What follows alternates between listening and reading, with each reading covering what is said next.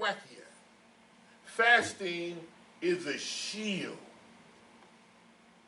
It's a shield that protects you from the dangerous elements that can wipe you out. Don't you know in the Quran Allah says, "O man, eat of the lawful and good things of the earth, and follow not the footsteps of the devil, for he is a clear enemy to you." A clear enemy. Most people move in the world not realizing that you have an enemy. That's why taqwa is important. Taqwa is your protection. Because once man is moved from the bond he should have with the law, he's vulnerable for the influence of shaitan. So now, why would Allah talk about the devil in food in this same verse? Because Shaitan's whole mission is to appeal to your appetites, to appeal to your emotion, not your logic, not your reasoning, but your feelings, which is the very weakest part of the development of man. That's why Prophet Muhammad, peace be upon him, the man said, "Tell me something of Islam." The Prophet said, "Don't become angry." That Al-Islam is about the controlling of the emotion. If you can't control your emotions, you might do anything. That's why I said, man, he blacked out. He blacked out, meaning he couldn't even see. His emotions got so heightened and the reasoning aspect was gone. So he said, now, eat of the lawful and good things of the earth. Taib, halal. These two terms. What's permissible and then what's good for you. Now, Shaitan works to manipulate what you eat. Because what you eat makes up your body. The food you internalize, it makes up the cells in your body. That's why many, many years ago, the campaign was, "You are what you eat." And why is it that America and many other parts of the world have so many health challenges? They spike the food, they color the food, all kind of dyes in the food. Not that just the food affects you physically, the food affects your emotional state. You understand that? So that the devil is working on what you internalize. So if you internalize weak food, you have a weakened constitution. And when you have a weakened constitution, you're vulnerable for the onslaughts of bacteria and germs that can literally wipe you out. So he says, "O man, eat of the lawful and good things of the earth and follow not the footsteps of the devil, for he is to you a clear enemy." You got an enemy, you have to realize you got an enemy. I read one of the captions of the newspaper, and it highlighted what happened in South Carolina. And the caption says, "America's disease." And they were talking about the heightened of racism that's flowing all throughout America. This is America's disease. And what protects you from disease is you having a strong constitution. That's why those who understand their body, understand their anatomy, they work to build up what is called immune function. If your immune system is weak, then you're vulnerable for germs, viruses, and bacteria that eventually over time break your body down. Now the Shaitan is in there. That's why he said, "Follow not the footsteps." See who you're following. Because if you follow Shaitan, he's moving you from the path of God, therefore you will have a weakened constitution. You won't be strong enough to fight off the forces that can make you a friend of the devil. So Muhammad the Prophet said that the fasting is a waqiyah, it is a shield. It is your immune function. When your immune system is strong, you can fight off those external forces that can weaken your body. But when your immune system is weak and is compromised, then you're vulnerable. That's why you work on building your faith. In this month, we work on increasing taqwa because that's the protection. That's protection from the penetrating forces that's all around you, that's working to wipe you out, that's working to make you dysfunctional. So the caption says, America's disease. Racism is an illness. When I say illness, I don't mean an illness to say you justify people's behavior because they've done wrong, so you don't charge them. You say that they got a mental problem. I mean, it is an illness anytime you feel that God created you and made you better than another human being. That's a sickness. When you believe that other people are not worthy of the good things in life. When you believe that other people other than you are not worthy of life, liberty, and the pursuit of they can move towards a happy life. That's sickness. So Allah tells us that Ramadan is the month in which sit down the Quran as guidance for man. That's what man needs. The human being needs guidance. And if he doesn't have guidance, he is likely to do anything. Because he lacks taqwa. And taqwa is his saving force. So he says, this is the precious, blessed month. In fact, he says also that the Quran is full of blessings. Mubarak.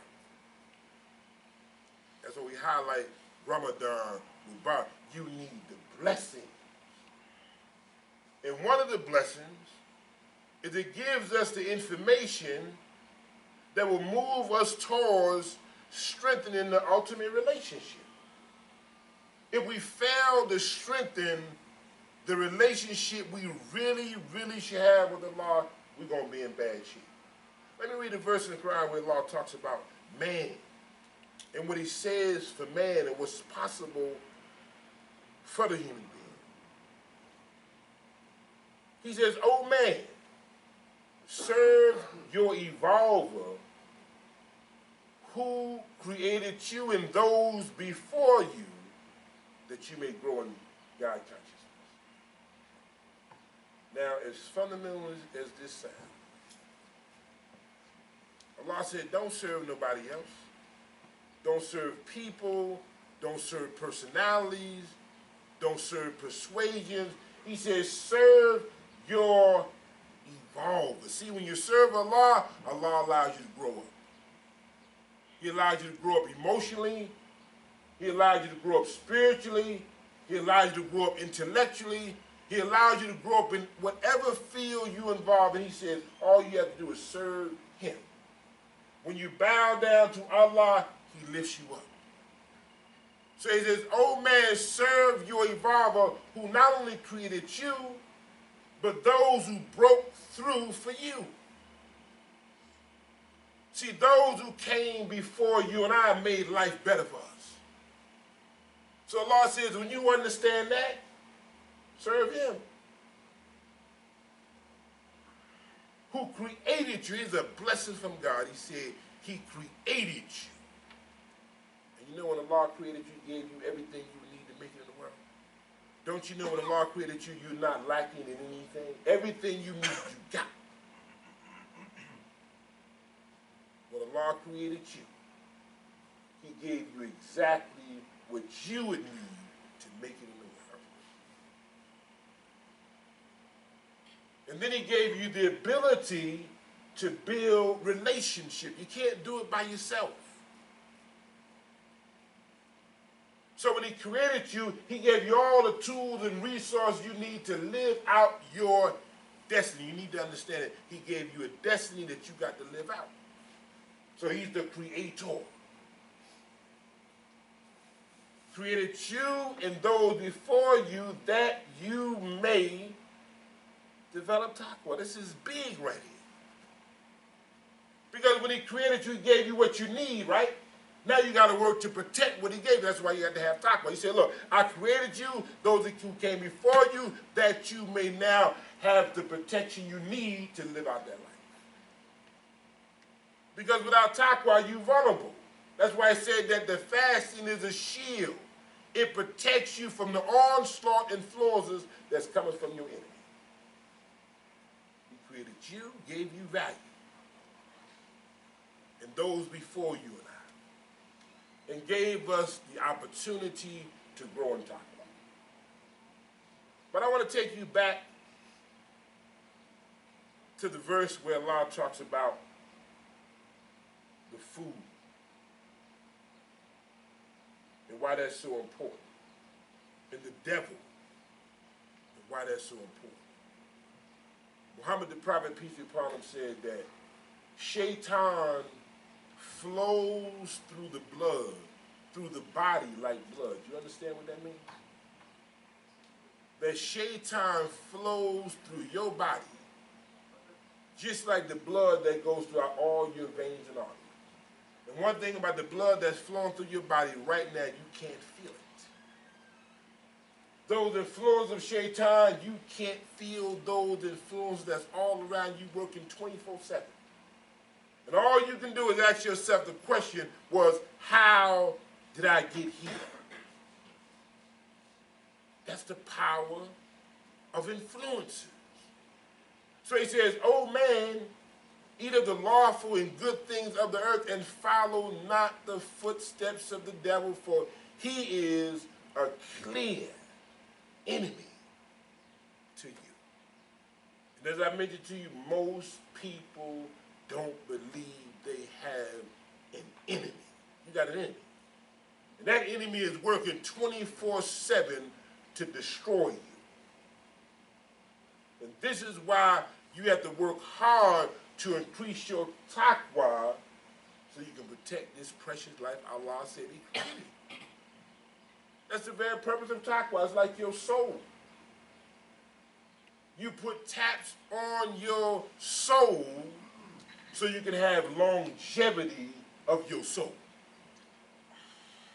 Think about that now. On the heels of your shoe,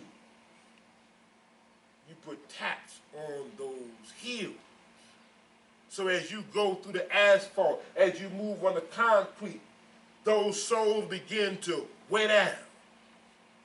And the more you begin to hit that asphalt and that concrete, it's wear and tear. All the challenge of the friction of the concrete begin to minimize and decrease the size of that heel and that sole. Now think about your life. As you go out here and you deal with all these challenges in the world, you don't think the longevity of your life, the longevity of your faith, the longevity of your potential begin to decrease in value? So Allah says he created you, but when he created you, he gave you taqwa to preserve the value of your life. And without it, you're vulnerable. Without it, you're weakened. So he says, and eat of the good things of the earth. You're going through these 30 days, 29 or 30 days of fasting. I highly encourage you to be conscious of what you consume. I highly encourage you to think about what you eat. See, most people don't think about what they consume. They say, well, look, as long as it's not pork, I'm cool. Most people, illnesses is the result of deficiency. When you have certain deficiencies, you begin to experience ailments, pain, specific ailments, heart challenges, Because of what you consume.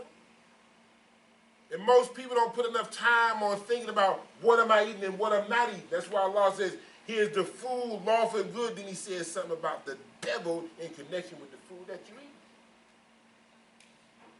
I hope you follow me now. He said that the devil is connected with what you internalize.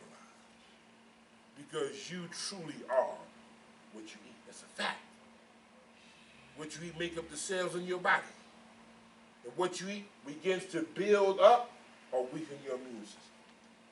And your taqwa is like your immune system. When your taqwa is weak, when it's not heightened, when it's not strong, you're vulnerable. That's why that little boy that went in that church, no God conscious. God conscious wouldn't allow a human being to think of doing anything. God conscious would say, I thought, oh. See, God conscious put me in check. That's my saving force. But when there is no God consciousness, when there is no strong relationship with Allah who created you and gave you your life only as a trust, it don't belong to you. When there is no God consciousness, you become an abuser. You become a destroyer. You will cause havoc in people's lives. Why? Because you lack the awareness of accountability. That's what taqwa says to you. There's accountability. I can't just do what I want to do. This relationship I have with Allah, it tells me I should be aware of my position in the world. And my position in the world is God says, I'm a manager of his creation. I am the Khalifa. That's a great responsibility. And as a Khalifa, I can't be an abuser, not to others, nor myself. I can't become a self-abuser. That's why the verse with food and devil means you can become a self-abuser. You can abuse yourself with what you put in your body. Oh man, eat of the lawful and good things of the earth and follow not the footsteps of the devil, for he is to you a clear enemy. That's the point I want to emphasize. That you must be aware that you have an enemy that you ain't got to figure out. It's not complicated. This word mubin is clear. Now, if you can't see the workings of the devil, something wrong with you. Allah makes it very, very clear that his influences are weak. And he's your clear enemy. And when you work on building your faith, when you work on building taqwa, you work to build up that immune system. See, one thing about the immune system in your body, that system that protects you, you have to strengthen it.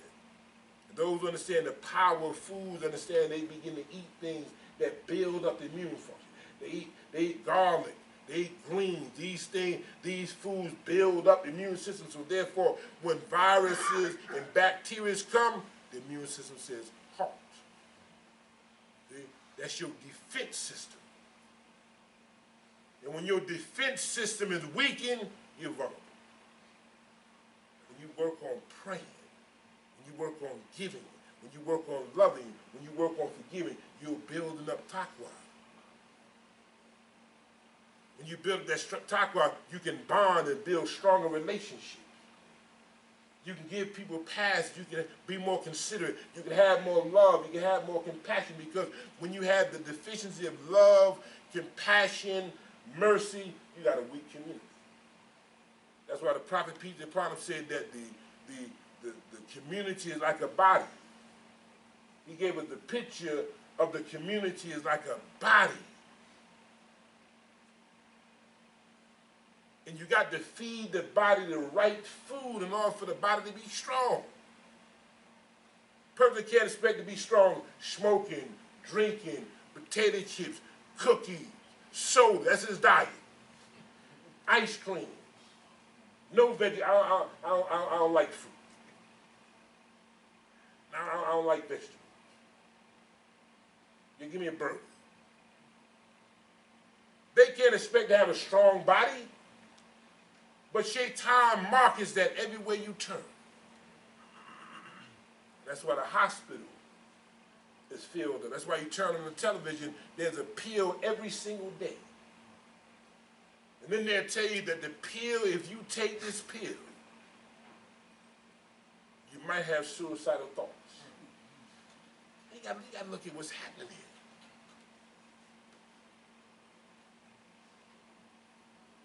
And how people, and I'm not saying that people shouldn't take medication. I'm saying how people lead themselves towards medication. And there's some things you're not able to stop. That's not what I'm saying. I'm saying, but what you consume and what you stop consuming will work to make your situation better. So Allah is telling us to be conscious of what we eat, of the lawful, not only that it's permissible, but it's good for you. See, ta'ib means it's good. Not that this is not pork, but it's halal, permissible, then it's good for you. And something that we eat that's lawful is not good for us. And if we're going to be strong servants of Allah, we got to have the right diet. We can think better. So if we're going to be servants of Allah, we got to be thinking right. We got to have better thoughts. Because those thoughts going to lead to the quality of lives that we have. Your thoughts lead to your lifestyle. And most people have not just a lifestyle, they have a death style. ربنا اتني في الدنيا حسنة وفي الآخرة حسنة وقنا عذاب النار.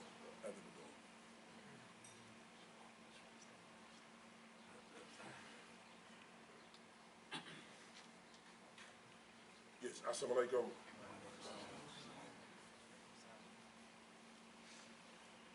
So Muhammad the Prophet tells us about Ramadan that the first 10 days of this powerful month, this is a powerful month, 29 or 30 days of realignment. Even if you're not physically fasting, you have to put yourself in the spirit of Ramadan. You have to put yourself into the spirit of the fast and what the fast is all about. The fast is all about stopping. That's what Siyam is about. Siyam is about halting, to stop. You may have to take medication, therefore you may not be physically fasting, but you still have to be in the spirit of the fast. There's certain things you have to halt, stop. Because it's all about this ideal of self-development through this relationship with Allah. So Muhammad the Prophet said that the first 10 days of the fast is about mercy. And we read over and over and over again in the Quran where Allah tells us that He is the merciful. In fact, there's one verse in the Quran where Allah says, and tell my servants that I am merciful, forgiving. That's powerful right there. Now, Muhammad the Prophet, I want you to tell not just anybody, but tell my servants. Here's a distinction. These are workers, these are people on the path that's leading to liberation. Tell my servants that I am. He's identified who He is. Allah has identified who He is in your life. And tell my servants, first of all, I'm forgiving. You know how powerful that is for you? That you can move in the world knowing that Allah said He's going to relieve you of the burden of guilt and shame. How many people move in the world feeling guilty about what they did yesterday. Allah said, you can't serve me and do this work if you are working and moving with the burden of guilt and shame. And tell my servants that I'm forgiving. See, Allah said, I'm going to release you. Allah not going to hold you to what you did 5, 10, 20 years ago. He said, I am forgiving. Merciful. He'll bring ease into your life. He said he'd give you a pass. When you have not yet developed in your own being enough to give your brother a pass. And if we're servants of Allah working to follow these attributes, we have to work on how do we give people passes. Because it ain't that serious. You look around in the world, you look around society, and the things people do to each other, you say, it wasn't even that serious. But because Shaitan works on them so much that they begin to devalue life, and everything becomes serious. Small things become a big deal. But Allah himself said, Muhammad, I want you to tell my servants, I understand what they've been through, I understand what they're going through. But if they're going to live in this world I created, they need to be relieved of the burden. And tell them, I'm forgiving. You know what that does for your soul? That you have a creator who said that he will forgive you. In fact, he says he will forgive you as long as you do not associate partners with him. Over and over and over again, Allah said, I will let you go. I will forgive you. So he establishes the identity that he's forgiving, that he's merciful. That means that our spirit gets better.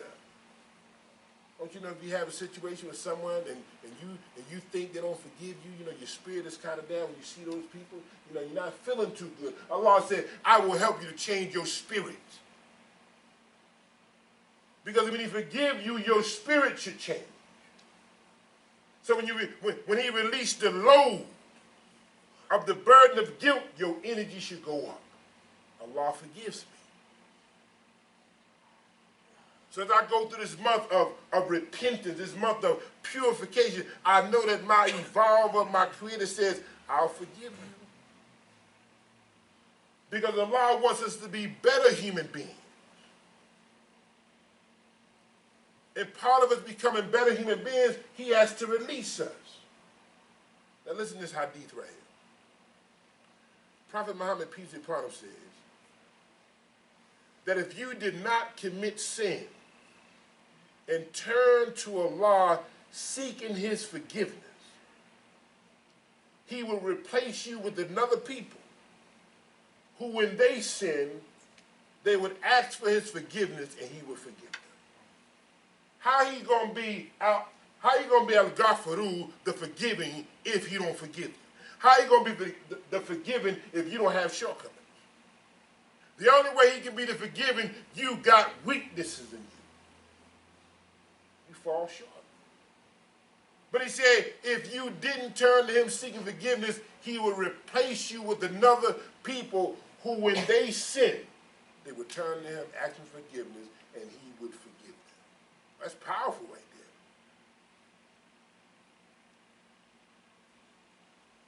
there. He's letting us know the power of him releasing us.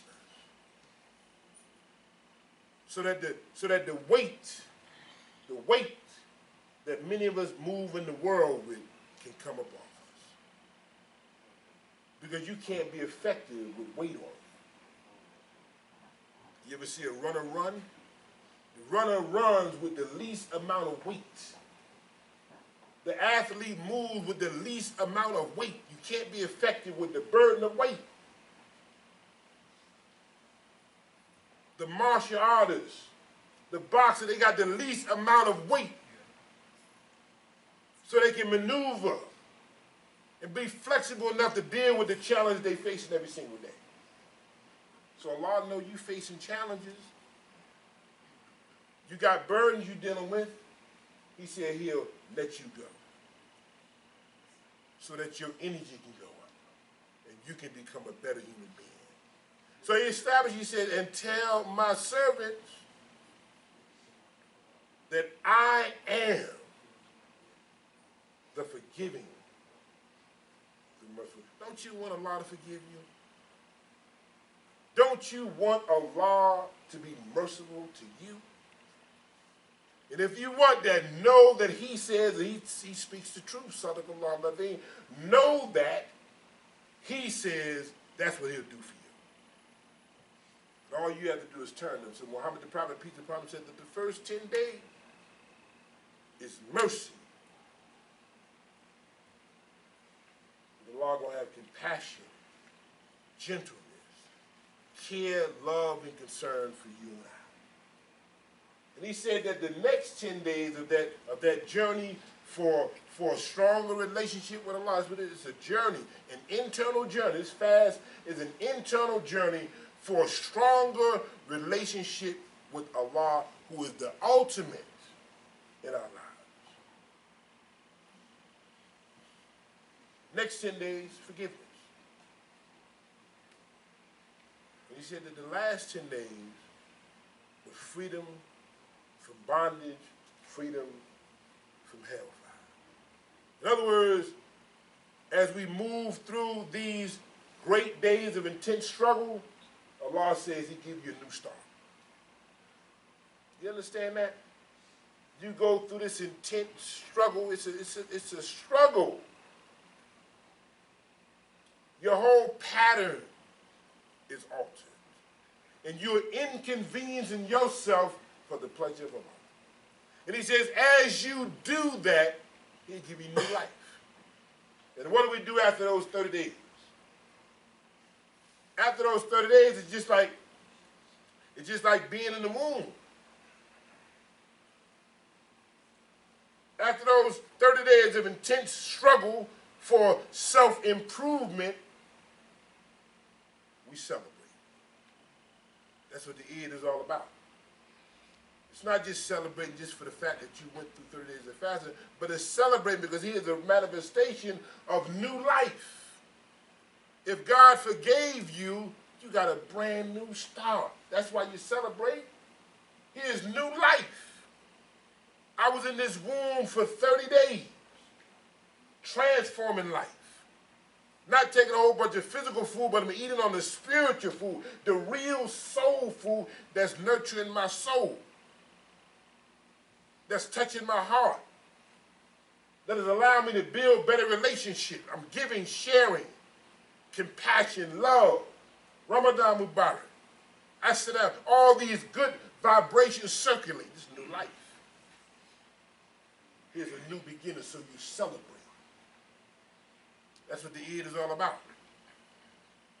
Eid al-Fitr, you're celebrating that you work to bring that life to its original state. That's what the Fitr is. The Fitr is the original constitution of human development.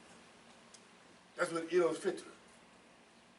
Celebrating of working to bring that life back to its original state, which is a state of submission. Eid al-Fitr. So here's the natural state, and the devil works to make you an unnatural being, an artificial being. That's why God makes that connection, that relationship with the devil and the fool. Says, oh man, eat of the lawful and good things of the earth and follow not the footsteps of the devil, for he is a clear enemy. He's working to make you unnatural. You look at the behavior of not just people in America, you look at the behavior of people around the world, they're working highly for unnatural living.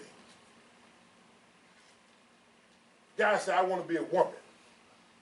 And that's all over the news. Unnatural living. Allah said he's al-Fatir, he is the originator. He is the original nature that the devil is working to make you accept in an unnatural way. So as we fast and strengthen the relationship with Allah, we're coming aware of who we really are. He's a natural being. That's why he said, eat of the good and the love, a natural being, not an unnatural being. A being that is working to preserve the decency and the excellence of the human being. Because if you follow the footsteps of the devil, he's moving you from the path of God. He's moving you into a state of unnatural living. And they promoted that sickness, that craziness all over the airways, highlighting that a man is talking about he want to change who God made him to be.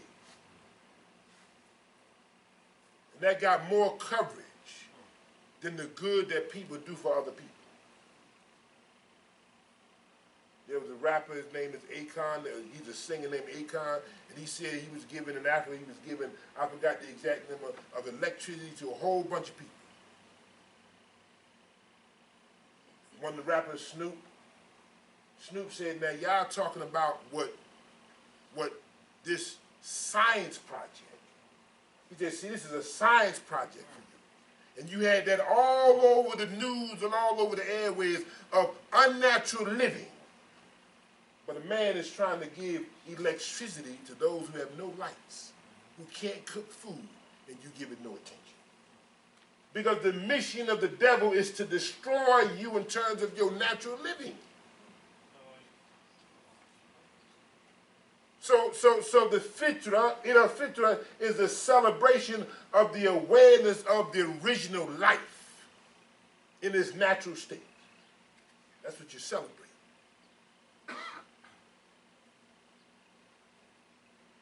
Not this unnatural living, not this unnatural thinking, but original idea, healthy living, decency, a life that is consistent with the natural processes of creation. It grows and evolves naturally on its own.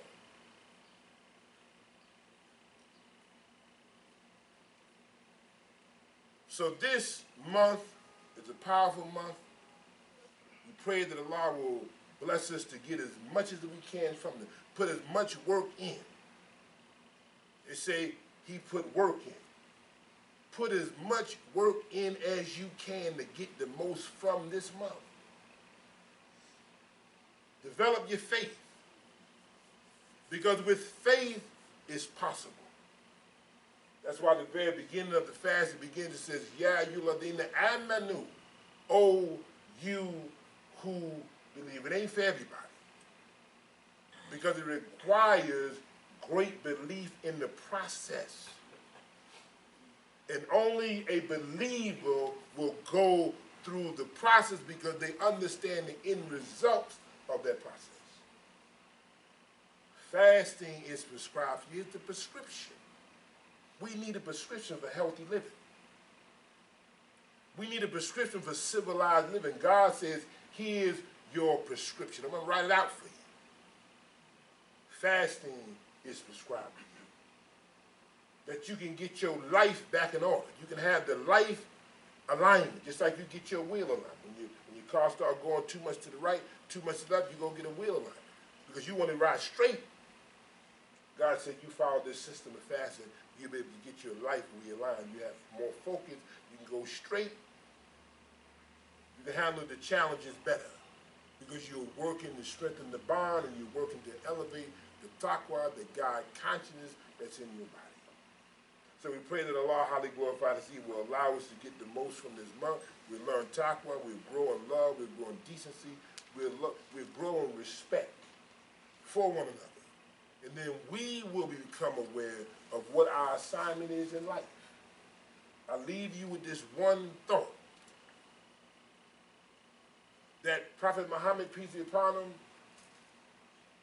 before he received the revelation, the verse said, didn't we find you wandering? Didn't know where to go, didn't have the guidance of this revelation. And something led him, we saw the pain in that environment, in his world. And it led him to that womb called Jabal Nur, the mountain of light. And when he went into that mountain and he prayed out, cried out to his Creator, it was in that womb that the process of revelation began. And when he received the revelation, shocked and amazed, not understanding what was going on.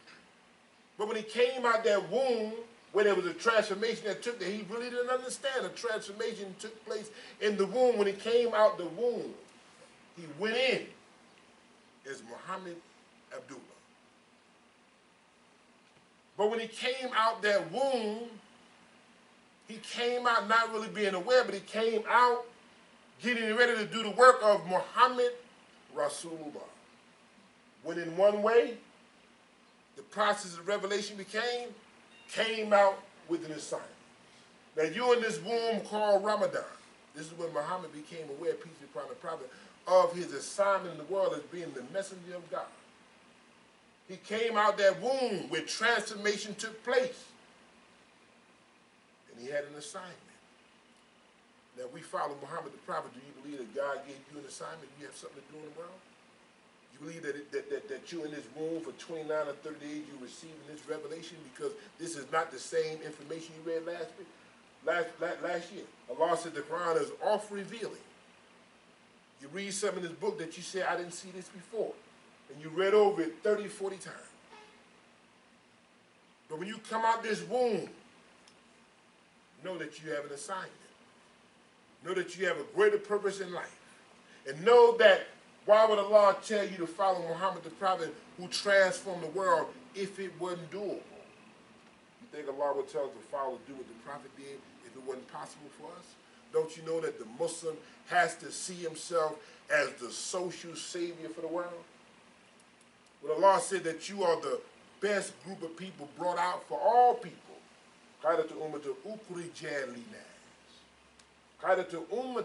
best community brought out for all people.